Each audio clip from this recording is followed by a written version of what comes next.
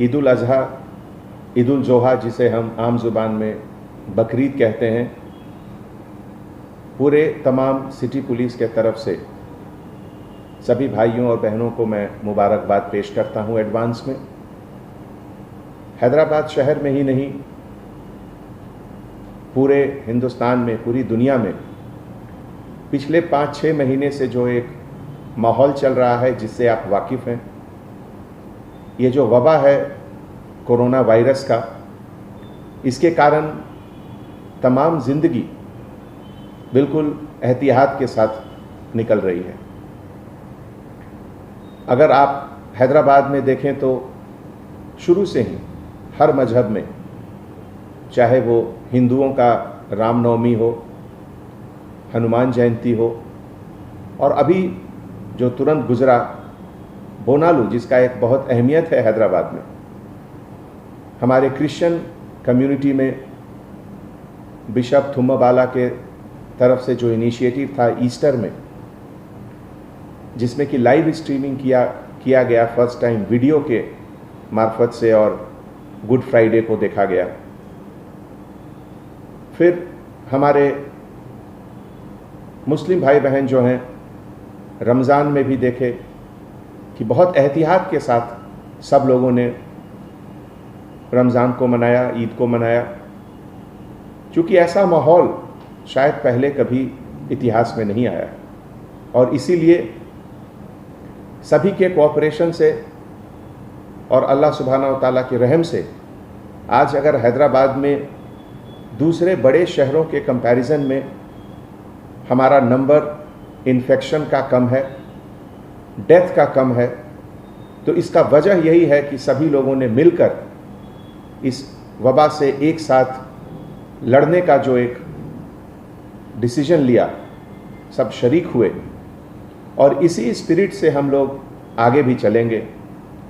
तो बकरीद में भी हम लोग इसी तरीके से आगे आप लोगों से गुजारिश कर रहे हैं, जैसा कि पहले सभी फेस्टिवल में हुआ था, रमज़ान में भी हुआ था, कि कहीं बड़ी गैदरी, कहीं जमात नहीं हुई थी। जैसा कि आप जानते हैं, ये बड़ा चोर किस्म का वायरस है। ये चुपके से आपके शरीर में दाखिल हो जाएगा अगर आप किसी के करीब जाएंगे। 2 गज की दूरी बहुत ज़रूरी है, और इसीलिए हमारे गवर्नमेंट के तरफ से और हमारे बुज़ुर्ग आलिम के तरफ से लगातार कोशिश है।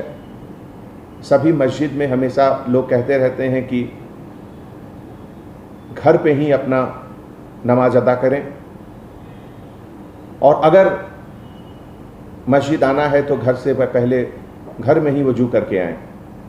तो इन सब बातों का एहतियात हैदराबाद में हम लोग सब पिछले 5 महीनों से करते आ रहे हैं, और अभी बकरीद में भी मुझे यकीनन पूरा भरोसा है कि हम लोग सब मिलकर सबसे पहले, जिसको कहते हैं आज हम लोग सेफ बकरीद, सेफ ईद का एक नारा देंगे।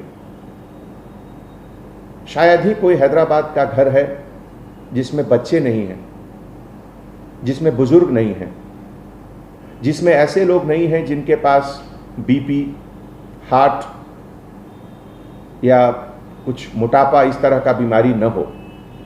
उन लोगों को बचाना सबसे ज़रूरी है, और उनको बचाने के लिए सबसे पहला चीज़ यही है कि हम लोग कम से कम दूसरे लोगों से मिलें, मुबारकबाद, ज़ुबानी मुबारकबाद पेश करें।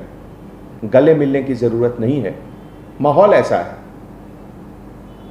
अगर जान बचेगी तो आगे आप अगले बार 4 और बकरे भी कुर्बान कर सकते हैं, लेकिन अभी बुजुर्गों को बचाएं, बच्चों को बचाएं।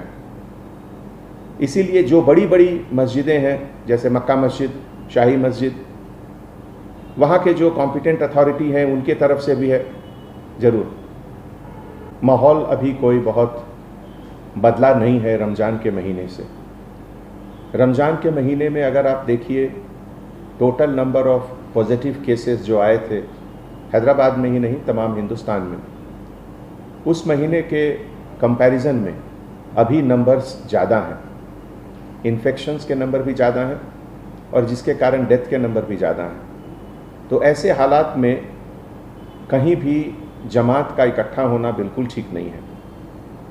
जैसा कि आप लोगों ने वर्ल्ड हेल्थ ऑर्गेनाइजेशन के गाइडलाइंस पढ़े होंगे, Indian council for medical research ICMR के तरफ से जो लगातार गाइडलाइंस निकलते रहती हैं, उसमें भी इसका जिक्र है कि किसी भी तरह का रिलीजियस गैदरिंग किसी भी मज़हब का वो बिल्कुल ठीक नहीं है अभी।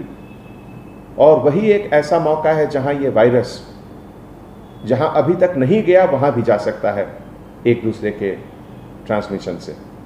तो ऐसे माहौल में किसी भी तरह का गैदरिंग बाहर बिल्कुल उचित नहीं है। और मैं आप सबों से हाथ जोड़कर गुजारिश करता हूं कि आज की तारीख में अगर सबसे ज़रूरी चीज़ कुछ है तो आपका ज़िंदगी, आपका जीवन, आप स्वस्थ रहें, आप हेल्दी रहें, इससे ज़्यादा ज़रूरी कोई चीज़ नहीं है। और सिटी पुलिस के तरफ से मुझे बहुत खुशी होगी कि अगर आप सभी को ये समझाएं कि ऐसे मौके पे अभी जो एहतियात रमज़ान में सब लोगों ने दिखाए थे वही अभी बकरीद में भी रखें। कोरोना वबा से जो लोग इफ़ेक्टेड हुए और उसको हराकर, जिसको हम लोगों ने नाम दिया कोरोना कॉन्करर, कोरोना को हराकर जो वापस डिपार्टमेंट में दोबारा ड्यूटी शुरू किए, वो हमारे लिए सोर्स ऑफ इंस्पिरेशन है। उनका कॉन्फिडेंस हमारे लिए, हम सब के लिए एक मिसाल है। एक बात उसमें से एक हमारे ऑफिसर ने बहुत अच्छी कही, वो मैं यहाँ पे कहना चाहता हूँ। चूँकि बकरीद के समय सैक्रिफाइस, कुर्बानी दी जाती है, तो एक चीज़ का जहन में ज़रूर रखें कि जो कसब कसाई लोग हैं, जो कुर्बानी करते हैं, जो काटते हैं जानवरों को, वो सेहतमंद हैं या नहीं। उनका सेहत बहुत ज़रूरी है। अगर वो खुद सेहतमंद नहीं है तो वहाँ से भी ये वबा दूसरे जगह फैलने की गुंजाइश रहती है। तो मैं आप सबसे गुजारिश करता हूँ कि जहाँ से भी आप लोग जा रहे हैं गोश्त लाने, एक बार उसका भी ध्यान रखें कि जो कसाई लोग हैं उनका हेल्थ बहुत ज़रूरी है पूरे सोसाइटी के लिए, बहुत ज़रूरी, बहुत सबक मिलता है। और आज की तारीख में उस कुर्बानी की अहमियत पहले से ज़्यादा है। आज सबसे पहले तो मुझे कुर्बानी देनी है अपने उन सभी आदतों की जिसके कारण ये कोरोना वायरस बढ़ सकता है। मुझे कुर्बानी देनी है कि मैं किसी से गले मिलकर उसको ग्रीट नहीं करूं, ज़ुबानी ग्रीटिंग्स करूं।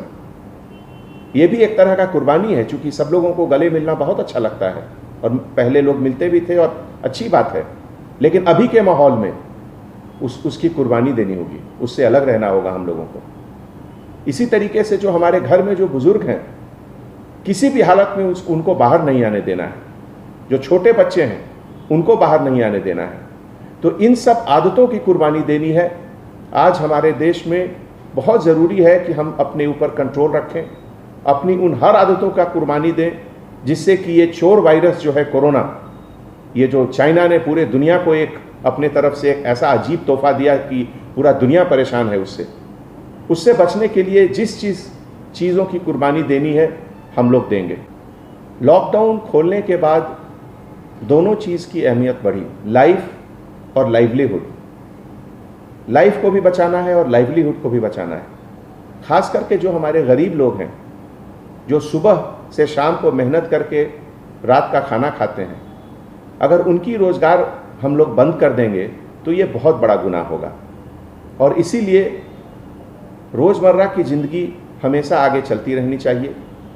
और पब्लिक में जो अवेयरनेस है पहले से बहुत ज़्यादा हुआ है।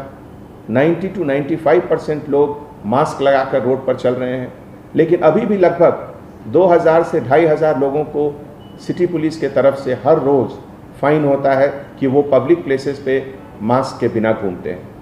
मैं उन सभी से गुजारिश करता हूं कि आप अपने लिए, अपने परिवार के लिए, अपने बच्चों के लिए, उनकी सेहत के लिए ज़रूर मास्क पहनें। आप हेल्दी हो सकते हैं, लेकिन आप इस वायरस के कैरियर भी हो सकते हैं।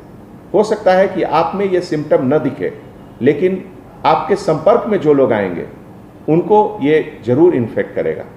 इसीलिए नंबर अगर थोड़ा ऊपर जा रहा है या थोड़ा नीचे आ रहा है, उससे अपनी सावधानी में कमी नहीं होनी चाहिए, एहतियात ज़रूर बरतना चाहिए। कम से कम अभी मुझे लगता है कि 2 से 3 महीने तक तो बहुत ज़रूरी है कि हम लोग स्ट्रिक्टली फॉलो करें, इम्प्लीमेंट करें जो भी गवर्नमेंट की गाइडलाइंस है, ICMR की गाइडलाइंस है।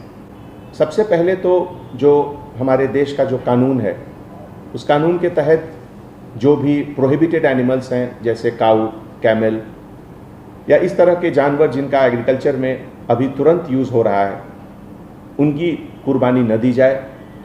और जो भी लोग कुर्बानी दे रहे हैं, जो ज़बह कर रहे हैं, वो जो एक हाइजीन के तरीके से होता है, जो चाकू या जिससे कट कर रहे हैं, वो कहाँ से लाए, उसको अच्छे तरीके से सैनिटाइज ज़रूर कर लें। हर चीज़ का सैनिटाइजेशन करना बहुत ज़रूरी है। एक बहुत अच्छा सिलसिला है बकरीद में कि लोग गरीबों को देते हैं, अपने पड़ोसियों को देते हैं गोश्त। उसमें भी थोड़ा सावधानी बरतें कि अगर एक जगह से कहीं इन्फेक्टेड गोश्त बाहर निकल गया तो वो बहुत लोगों को इन्फेक्ट कर सकता है। इसीलिए हमने पहले गुजारिश की थी कि जो कसब लोग हैं उनका हेल्थ बहुत इम्पॉर्टेंट है, कि वो स्वस्थ हैं, वो कैसे हैं, और घर में जो भी लोग कटिंग कर रहे हैं उनका हाथ साफ रहना चाहिए। जहाँ तक संभव हो हाथ में दस्ताने पहन लें, ग्लव्स पहन लें, और उसके बाद ज़बह करें तो बेहतर होगा। जो हमारे बुज़ुर्ग हैं, हमारे इस्लामिक स्कॉलर हैं, जो हमारे आलिम हैं, उनसे मैं दरख्वास्त करता हूँ कि कुछ रास्ता निकालें, कुछ सोचें। क्या 2 ईद की नमाज एक वक्त में हो सकती है क्या? इस तरह का कुछ सिलसिला अगर सोचकर वो कुछ निकालेंगे तो इसमें सबकी भलाई है, सभी के हेल्थ